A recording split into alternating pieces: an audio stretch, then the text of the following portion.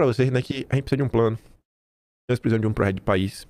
E, enfim, a gente sempre bate na tecla isso lá no Quinto Elemento. E os meninos do Quinto, após muita reflexão, muita discussão interna, eles fizeram um mini documentozinho que ficou assim, meio que entre a gente. Aí eu falei, pô, levar isso aqui em vídeo. Os caras falaram, não, beleza.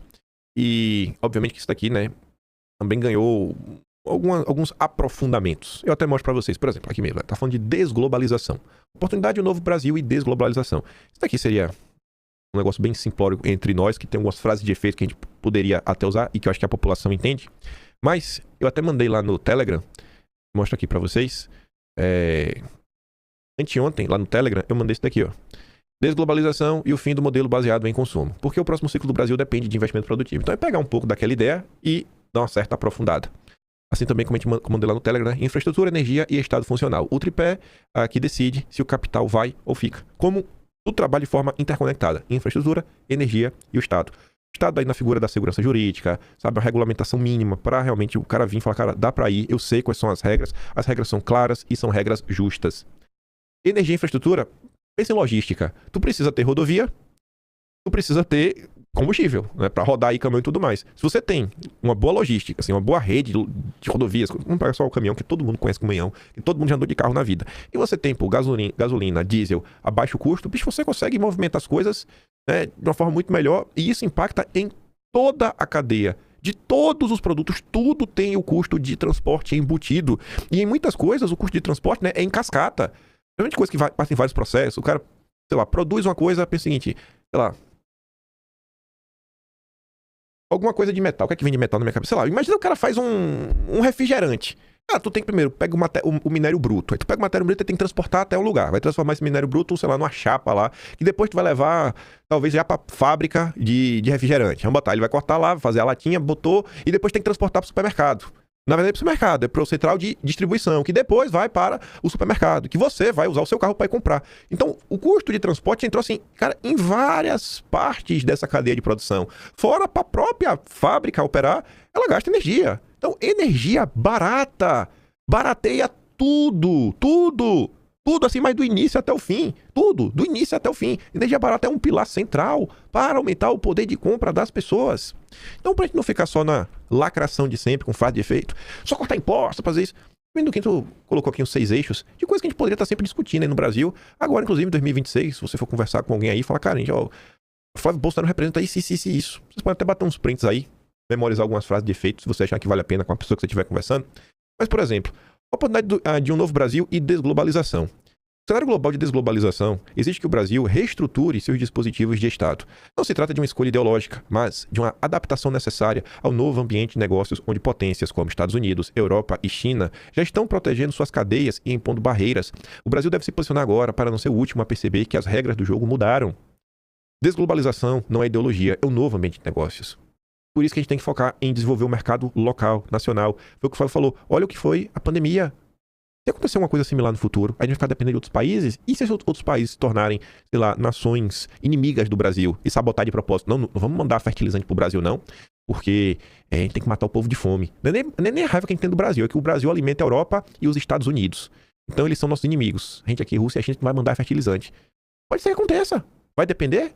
Ou o Brasil, que é o maior produtor, né, sei lá, agrário do mundo, a fazenda do mundo, não vai ser autossuficiente em fertilizante? O seu principal setor econômico hoje em dia? A gente tem que olhar para a desglobalização não como ideologia. É um novo ambiente de negócios. O próximo ciclo de crescimento do Brasil não virá do consumo, virá do investimento produtivo. Não adianta ficar achando que a gente vai ganhar dinheiro dando mais, não, dá mais crédito aí pro povo gastar, que é o que o Lula faz. Não, bicho, pro Brasil evoluir economicamente tem que ser através de investimento produtivo. Os empresários têm que entender isso. Não é viver de rentismo, é construir. Construir movimenta diversas cadeias produtivas e econômicas. Se o Brasil ficar parado esperando o mundo voltar ao que era, vai ser o último a perceber que o jogo mudou. Eu prefiro que a gente se posicione agora. Fala de efeito. Amazônia, um ativo estratégico e soberania contábil. A Amazônia já gera bilhões de dólares, mas essa riqueza é drenada do país através da biopirataria, de patentes estrangeiras e de crédito de carbono precificados em centros financeiros externos.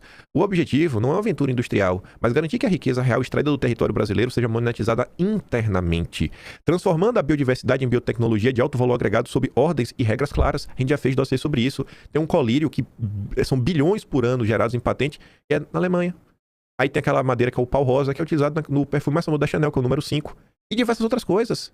E o maior caso de biopirataria da história do mundo é o caso da borracha, que a gente também já fez dossiê sobre isso. Foi saqueada do Brasil, só tinha na Amazônia. A Amazônia não é um santuário intocável, não é um território abandonado, é um ativo estratégico. Eu não estou propondo aventura. Existe uma riqueza sendo extraída de nosso território e monetizada no exterior.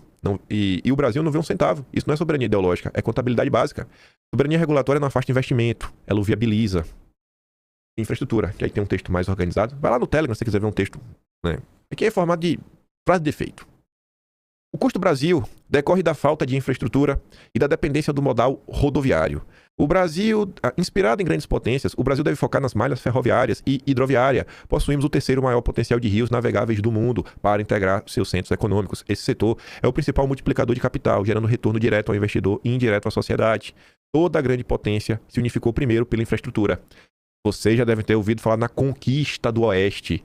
E o processo de conquista do Oeste nos Estados Unidos foi o país crescendo com o desenvolvimento das trilhas férreas, né? As ferrovias, crescendo em direção à marcha para o Oeste. Integração nacional. Infraestrutura não é gasto público, é multiplicador de capital. O Brasil precisa de choque de investimento privado e crédito voltado ao setor produtivo. Não é crédito para comprar blusinha. Cara, tem que ter crédito para gerar emprego, levantar, sabe, indústria, fábrica, empresa, fazenda, produzir. Segurança alimentar. O agronegócio, nosso maior ativo, não pode ficar vulnerável à dependência externa de insumos e máquinas. A proposta é aplicar a lógica de portfólio ao país, diversificar as fontes de insumos para garantir que o motor da economia brasileira não pare diante de crises externas. É exemplo dos fertilizantes. Incentivar a produção nacional é uma estratégia de redução de risco e fortalecimento do fluxo de caixa interno. Só que fábricas de fertilizantes demandam altas quantias de energia. E faz sentido, né? Quando você come, você já pegou uma coisa pra comer, tá lá, quilocalorias, né? Quilocaloria é a unidade de energia da física. E você pensa, né? Uma planta para crescer, você tem que dar energia para ela. Você dá, né? Água, sol, terra, os nutrientes. E o fertilizante, né? É uma injeção de energia. Então tem até uma lógica se você parar para pensar, né? Por que se gasta tanta energia em fábricas de fertilizante?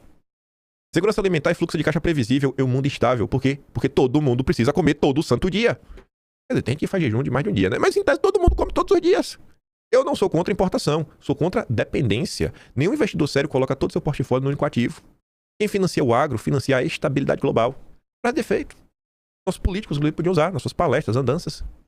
Energia, o sangue da indústria. Para garantir competitividade e atrair multinacionais, o Brasil precisa de energia barata.